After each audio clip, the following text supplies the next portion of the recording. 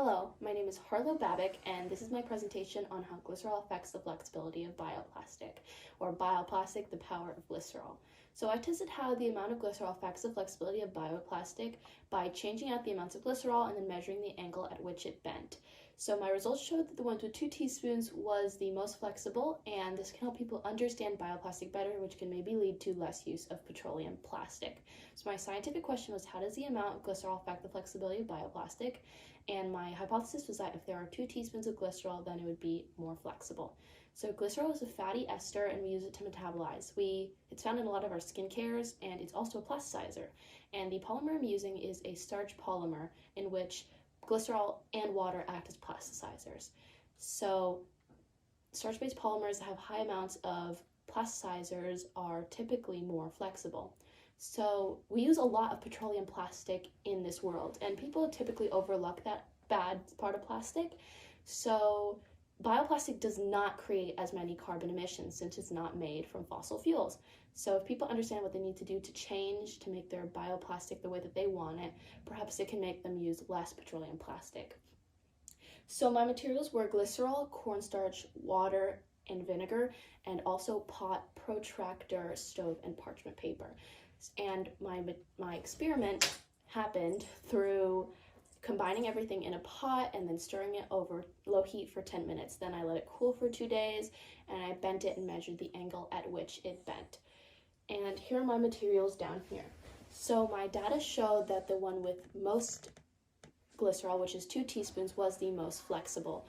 And the one with 1 teaspoon was right behind it. It varied very little. But the one with no glycerol was much more inflexible, with 4 to 5 of them cracking on the flat surface of the table at 180 degrees, which you can see here. And there's also a difference in texture and look. The ones with glycerol were more shiny and translucent, while the ones without were quite the opposite, and they were almost a little yellowed in color. And you can see this one's quite brittle, this one with no glycerol, and this one's more flexible, and this is the one with 1 teaspoon.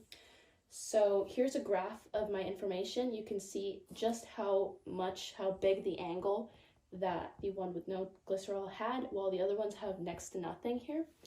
So all of this showed how much of a difference the glycerol had on the bioplastic.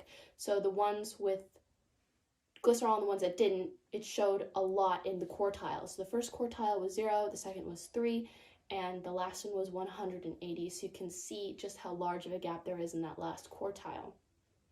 Additionally, the range is 180, which is the most large range that is possible for this experiment. And all the data just showed and reinforced how much of a difference glycerol makes on bioplastic. So my hypothesis was accepted, and I believe this is because glycerol is a plasticizer, and that lubricates the polymer chains, makes them far less rigid. And another important conclusion to draw is which one is the most serviceable, which one helps the most people, and I think that is the one with 1 teaspoon of glycerol. See, the one without glycerol is not dependable. You can't depend on it so that it won't crack, since 4 to 5 of them did crack on the flat surface of the table. However, on the other side of the spectrum, the one with 2 teaspoons was very flexible, almost to the point where it's floppy and it couldn't support weight. But the one in the middle has a nice flex. It can bend to specific angles, but it's not going to fall over if you stick something on it.